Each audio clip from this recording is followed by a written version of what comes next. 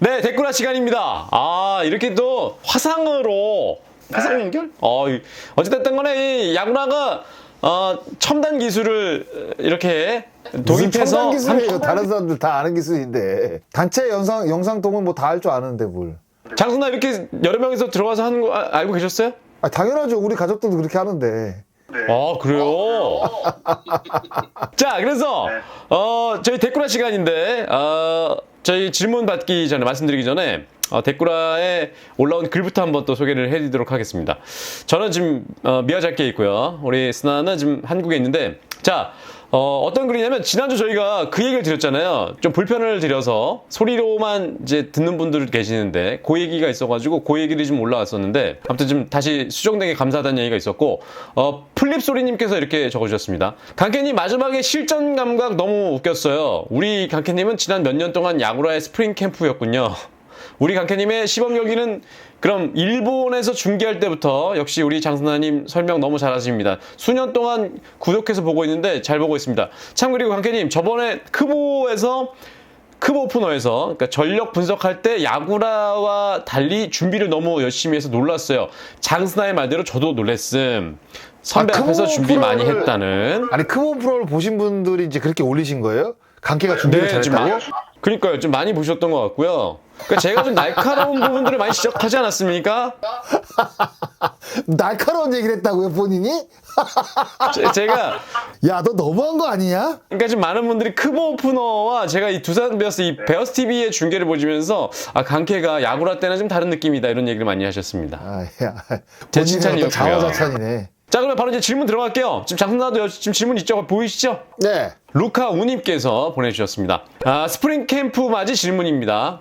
다른 나라 팀 간의 경기를 하는 경우 공은 각자 국가의 공인구를 사용하나요? 아니면 구장의 국가 공인구를 사용하나요? 이런 질문이거든요. 요거는 이제 스프링 캠프 경기는 각 네. 리그에서 쓰는 공을 각 팀에서 씁니다. 예, 이제 국제 대회 같은 경우에는 어떤 한 공이 이제 019로 채택이 되면 양팀 선수들이 다 그 공을 써야 되는데 우리가 이제 그 월드컵을 보시면 월드컵이 개최되기 전에 이 공을 이번 월드컵에 사용을 하겠다 하고 이제 공이 공식적으로 이제 발표가 되잖아요. 맞아요. 그러니까 국제 대회도 똑같습니다. 국제 대회도 WBC라든가 아시안 게임이라든가 어떤 대회가 딱 치러지기 전에 이 공으로 경기를 할 거니까 준비를 해라라고 이제 공지가 나갑니다. 근데 스프링 캠프 같은 경우는 그렇게는 하진 않아요.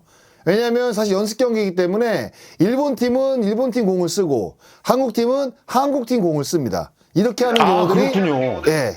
예. 자, 이어서 스레님께서 보내주셨는데 요즘 불펜 피칭 영상을 팀마다 올려줘서 많이 보는데 포수들 공 받을 때 손 안 아픈가요? 빡빡 소리 나던데 안 아프게 요령으로 잘 받아서 안 아픈 건지 미트가 좋은 건지 공을 하도 받아서 괜찮아진 건지 궁금합니다. 소리 막 정말 크게 나잖아요. 포수 미트 자체가 다른 글러브보다는 조금 두껍죠. 그런데다가 포수 미트는 이제 투수들의 공을 이제 많이 받다 보면 볼집이라는 게 생깁니다. 사실 뭐 야수들도 마찬가지고. 그런데 포수의 볼집은 아무래도 이제 빠른 공을 받다 보니까 다른 야수들이 쓰는 글러브보다 조금 더 볼집이 깊죠. 그런데다가 이제 포수 미트 자체가 두껍다 보니까 그리고 포수들은 워낙 빠른 공을 이제 많이 받기 때문에 빠른 공에 대한 그런 두려움이나 이런 게 사실 없어요. 그래서 볼집으로 받게 되면 또 미트가 좀 두껍기 때문에 일단 손은 아프지가 않습니다. 그런데 좀 빠른 공을 받게 되면 아무래도 손목 쪽에 조금 힘이 좋아야 돼요. 그러니까 포수가 이렇게 미트를 잡으면 꽉 이게 눌러줘야 되거든요. 손목이 이제 버텨줘야 된다는 이야기를 하는데 그래서 오히려 손바닥도 좀 약간 얼얼한 경우도 있지만 조금 빠른 공을 많이 받게 되면 손목이 더 아픈 경우들이 많습니다. 예. 그렇군요. 근데 그래도 이게 이 볼집 아니고 이쪽으로 빠른 공 만약에 받을 경우가 있으면 엄청 아프지 않습니까? 아픈데 일반적으로 쓰는 야수들이 쓰는 글러브보다는 포수 미트가 훨씬 두껍거든요. 그래서 통증은 있겠지만 그렇게 큰 통증은 아닐 것이다.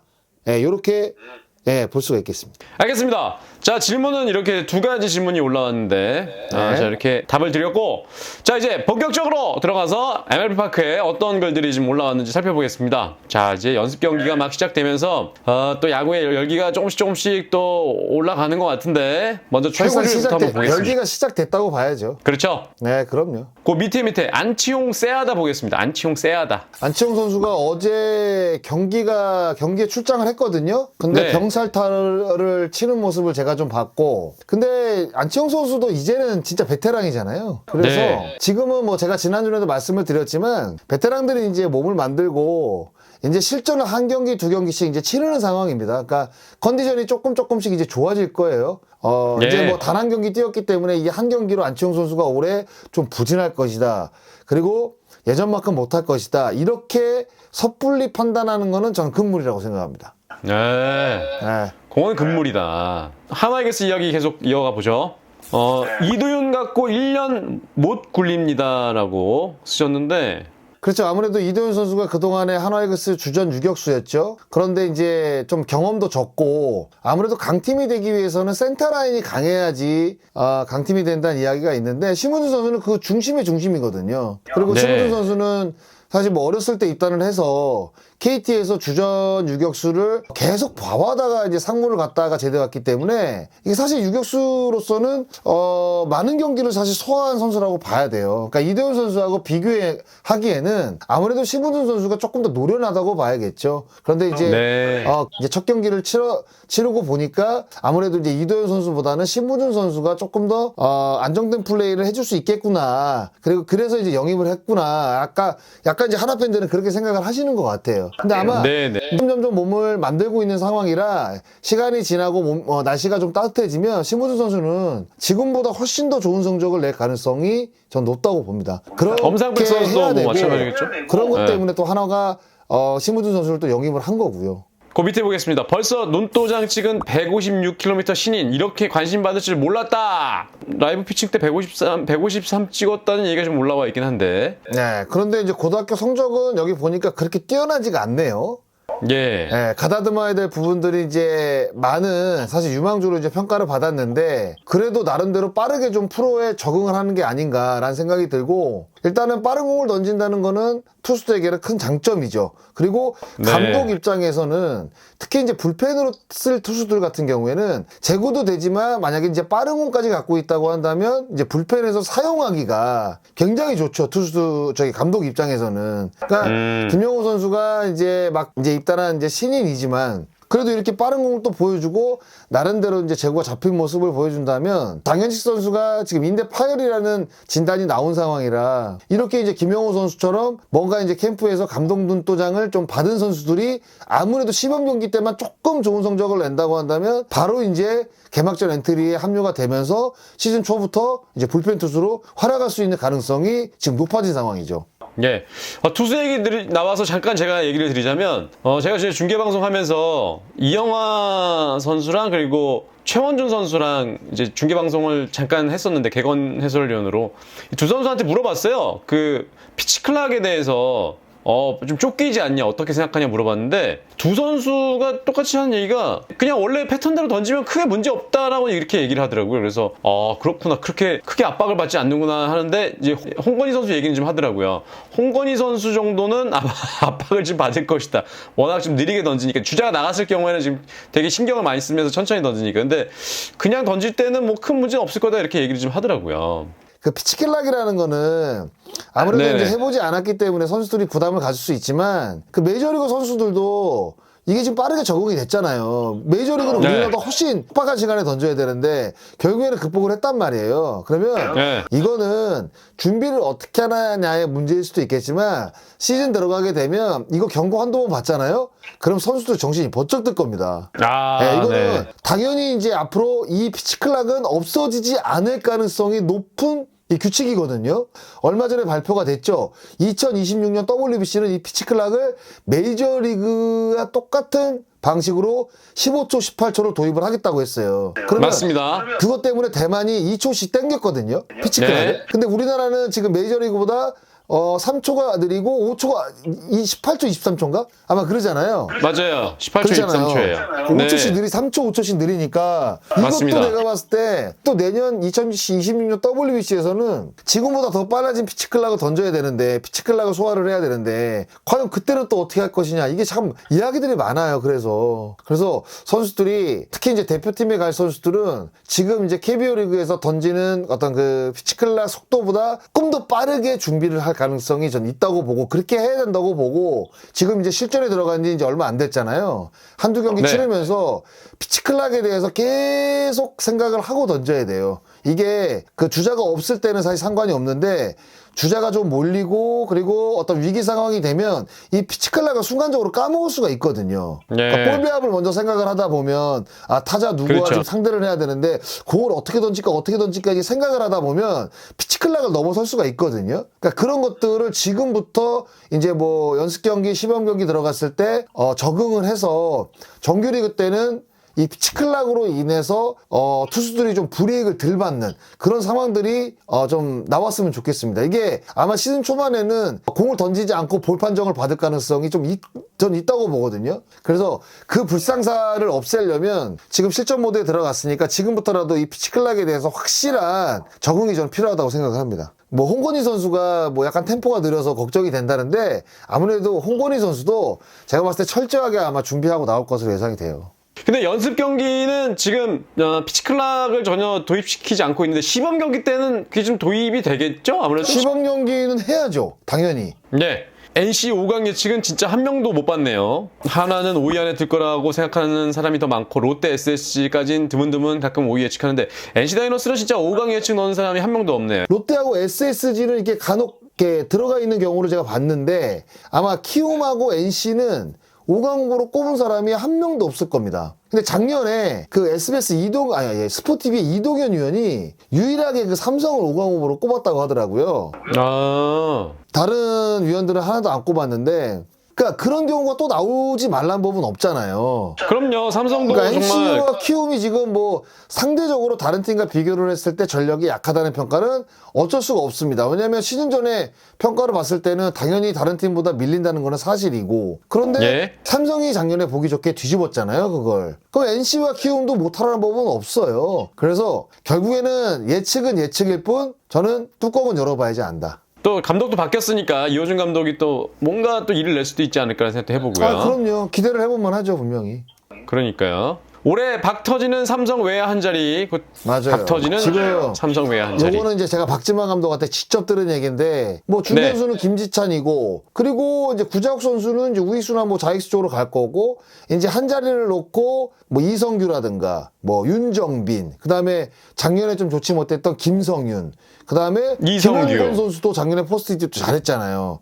거기다가 이제 KT에서 데려온 홍현빈, 그리고 홍영빈. 신입급으로 지금 분류가 되는 한수호, 뭐 이렇게 지금 6명이 지금 한 자리를 놓고 그래서 네. 내야도 조금 뭐 박 터진다는 표현을 썼는데 박진마 감독이 이 외야 한 자리 놓고 아마 여러 선수들 지금 테스트를 할 거예요. 그래서 아마 어떤 선수로 이제 낙점을 할지는 모르겠지만 상황에 맞게 쓸 것 같아요. 제가 봤을 때는. 그러니까 그만큼 네. 외야 선수층이 삼성이 확실히 좋아지긴 좋아졌어요. 그런데다가 빠른 주자 그 경기 후반에 이제 한 점 차 낼 때 좀 빠른 주자가 없다 보니까 KT에서 방출된 홍현빈 선수를 그래서 영입을 했다고 하더라고요. 그런데다가 네. 함수호 선수까지 뭐 신인 선수로서 또 좋은 모습을 또 이게 신진급 선수로서 좋은 모습을 보여주니까 아마 감독 입장에서는 야 이게 어떤 선수로 낙점을 해야 되지라고 이제 머리가 아프지만 그래도 없는 것보다는 많은 게 낫잖아요. 아이 그럼요. 여기 네. 다 좋은 선수들인데 뭐. 그러니까 행복한 고민이라고 사실 봐야겠죠.